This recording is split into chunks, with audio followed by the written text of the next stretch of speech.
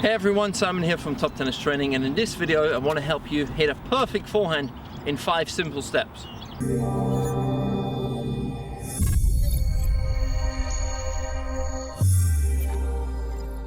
So the first thing we're going to talk about is the grips. Now if you use a Western grip on your forehand, you'll get a lot of topspin, but it will be hard for you to generate the power.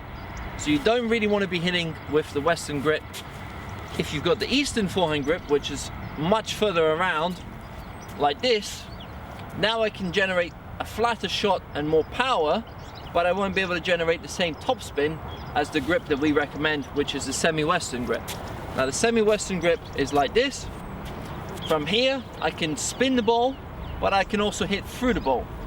So now you have your grip, you're ready for step number 1, which is having a perfect ready position. Now if we look at Djokovic, Federer and Nadal, let's watch their ready position right now.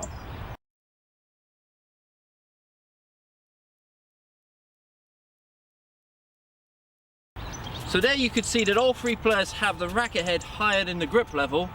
They're waiting with their forehand grip, and this is because they want to hit their forehand. Around 60 to 70% of the court can be covered with your forehand, especially if you're a little bit quicker, you can even cover further into the backhand wing. So you want to wait with the forehand grip, and you want to hit as many forehands as possible. So you're waiting with the forehand grip. Your non-hitting hand, this is my left hand because I'm a right-hander, is on the throat of the racket like so, or on the grip if I'm a two-handed backhand player. Some two-handers will still hold the throat of the racket, as it allows to really pull back the wrist in that position. Either way is fine, but just make sure that the racket head is higher than the grip, because this is going to create that leverage right from the start of the stroke. Now what exactly is leverage? So leverage is force over the ball. The more force I have over the ball, the more power I can get, the more spin I can get, the more control I can get on that shot. If I don't have much leverage, it's going to be hard for me to generate power, it's going to be hard for me to overcome the power of the oncoming ball, and it's also going to be hard for me to generate the topspin. So I want to have force over the ball, and a great way to have this is by creating that leverage in the racket, the wrist and the arm. Now notice that the racket is higher than the grip level, because later in the stroke you want to reach a power position similar to this.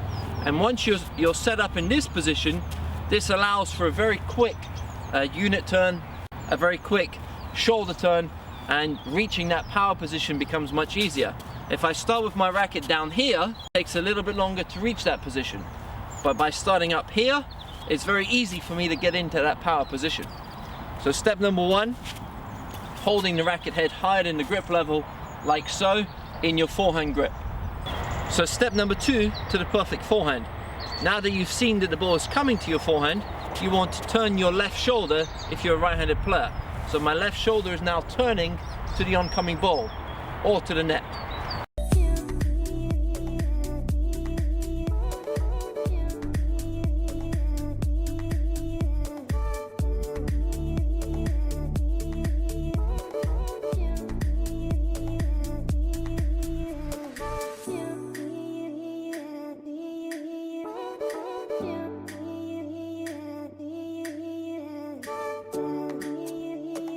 So that left shoulder, what this will help me is with the racket preparation.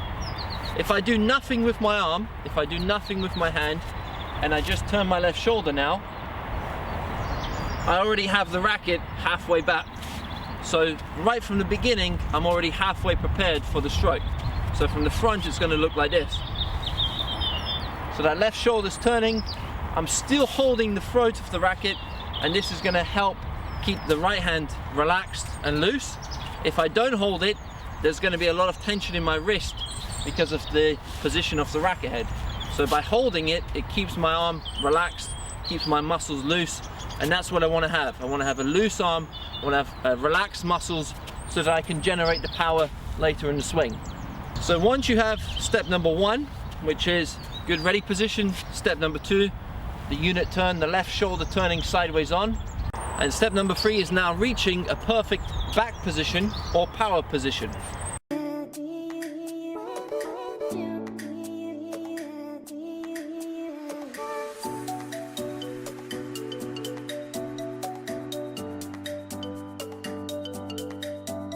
So the power position is where the left hand is across the body, almost in line with the baseline.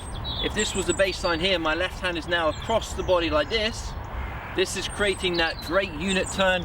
It's also coiling the upper body, so my obliques, which are the side abdominal muscles, by coming across with my left hand, I'm now stretching and coiling the upper body to then uncoil when I open up for the stroke.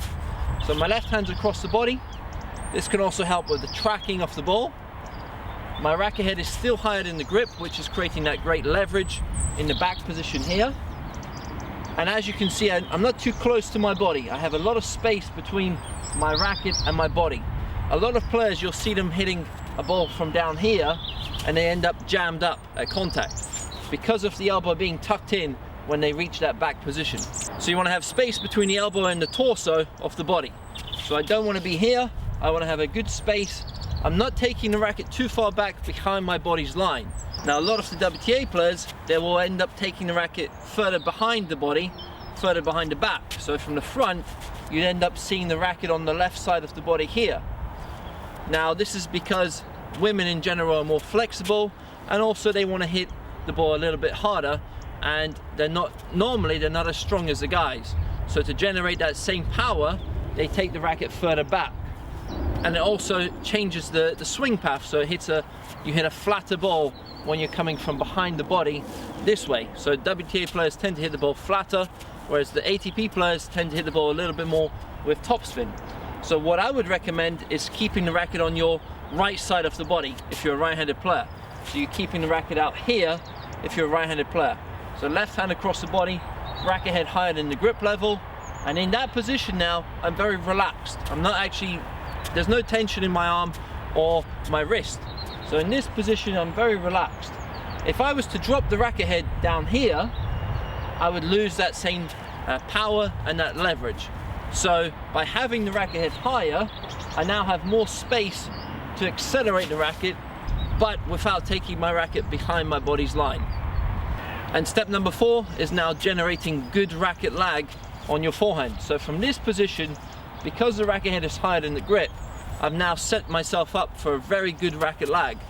So from here, the body starts to open up, the uncoil motion starts to happen, and then if I'm relaxed and very loose with my wrist and with my arm, I should reach a position similar to this, where the bottom of the racket is now pointing to the oncoming ball. And let's have a look at Federer doing this, Nadal doing this, and countless others.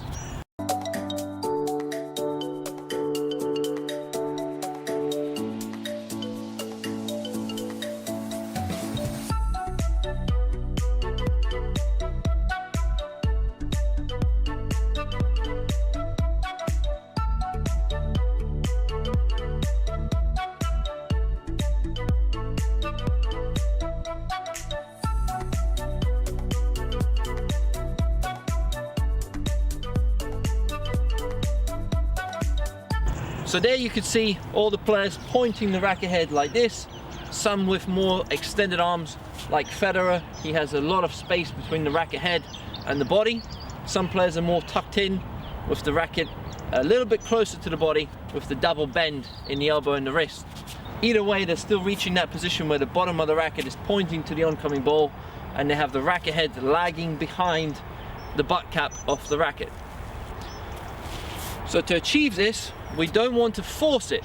Now a lot of players, they'll end up going out and trying to force that position. If you constantly force that position, you're putting a lot of stress on your wrist, and you very well may end up with an injury in that wrist. Now you want this racket lag to happen in a natural, relaxed way. You don't want to be forcing it every time you hit a shot. But by starting the swing with your racket head in this position, now you can see my wrist is already kind of cocked back in that starting position. Later in the swing, it's much easier for me to then find the racket lag because my wrist is already slightly back. If I started with my racket level with my hand and I take the racket back like this, and now from here I want to then achieve this position, it's much harder than if I start with my racket head higher and then just allow that racket to just lag behind the grip in that forward momentum. So once again, you don't want to force it, you want it to happen naturally. But by having step number 1 and step number 3, which is the perfect power position, you're really setting yourself up for step number 4, the racket lag. And step number 5, now you've made contact way in front of your body. So if you play with a bit more of a bend, you might hit the ball somewhere here. If you play a little bit more with the extended arm, you're going to hit the ball somewhere out there. You've hit the ball out in front, you've found a nice contact point, you've hit the top spin if you want, or you flatten it out depending on the stroke. Now we want to have a good finish, a good follow through. A common thing that I see a lot of players doing is they'll do everything right in the backswing, and as they make contact they slow down, or they even stop. So as they make contact they slow down and they don't finish the swing. Now let's take a look at some of the best players, how they finish.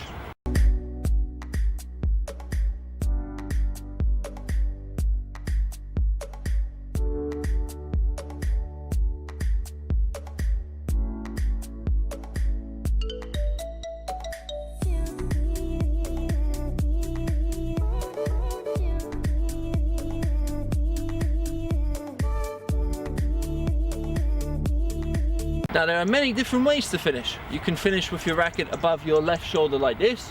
You can finish across the chest. You can finish much lower down by your left hip. You can even do a Nadal finish where you go more like the lasso forehand. Either way, you want to have a good follow through. And the reason we have a good follow through is during the contact zone, if I'm hitting the ball here, from this position to this position, I don't really want to be slowing down. If I'm doing more of a topspin shot, I still don't want to be slowing down during the contact zone. I want to be accelerating through the contact point. If I'm stopping just after the contact point, I'm going to lose the control of the stroke. So by accelerating through, I'm now forced to finish around my body, either up like this or across my left shoulder like this. Now the other very important reason that we want to have a good follow through, a good finish, is if I constantly stop out here just after contact, imagine the stress that's being placed on my wrist, my elbow and my shoulder. Now over time, if I constantly do that, I'm going to end up with an injury. Now by having that good follow through, you're allowing the muscles to relax in a natural way and in a way that's healthy for them.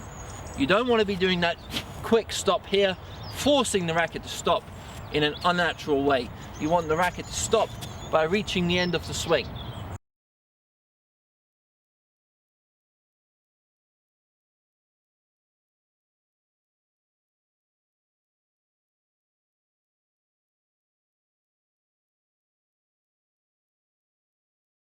So let's go over the steps once again. Step number 1, a good ready position with the racket head higher than the grip level, which is creating that leverage right from the start of the stroke, but also allowing the wrist to cock back slightly. Step number 2, the unit turn, the use of the left hand, the use of the left shoulder to start the preparation for the swing. Step number 3, reaching a good power position. Step number 4, creating that racket lag by allowing it to happen in a relaxed way. Step number 5, having a good follow through wherever that may be. So it may be across the body like so. You might want to do it more traditional, up over the shoulder, or you might want to do it slightly lower. Now inside our Forehand Blueprint course, we cover all of these steps in much more detail, and if you want to have more help on your forehand, if you want to get more power, if you want to have more topspin, if you want to just have a better forehand in general, technically and the result wise, you can find that link below this video. I'll leave that link to the Forehand Blueprint course. There you can also watch some more free videos, and if you want to join the full course, you can also do that. So thanks for watching the video. I hope you've enjoyed it, and I hope you have learned something new. If you have enjoyed it, please click that like button, leave a comment down below as well, and if you haven't done so already, subscribe to the channel and turn on the notifications so you get our newest videos as soon as we release them. See you soon guys, all the best.